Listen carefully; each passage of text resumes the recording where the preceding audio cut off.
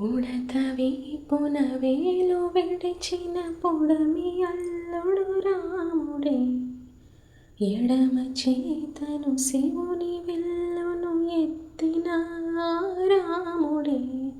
ఎత్తగలడా సీత జడను తాళి కట్టే వేళలో రామ చక్కని సీతకి ఎర్ర జాబిలి చీగిల్లి రాముడేడని అడుగుతుంటే చూడలేదని పెదవి చెప్పలేమని కనులు చెప్పే నల్ల పూసైనాడు దేవుడు నల్లని రఘురాముడు.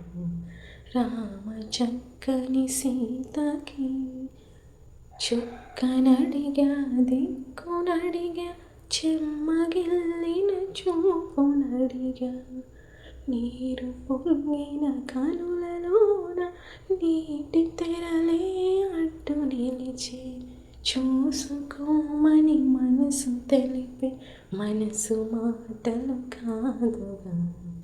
రామ చక్కని సీతకి అరచేత గోరింట ఇంత చక్కని చుక్కకి ఇంకెవరో మొగుడంట.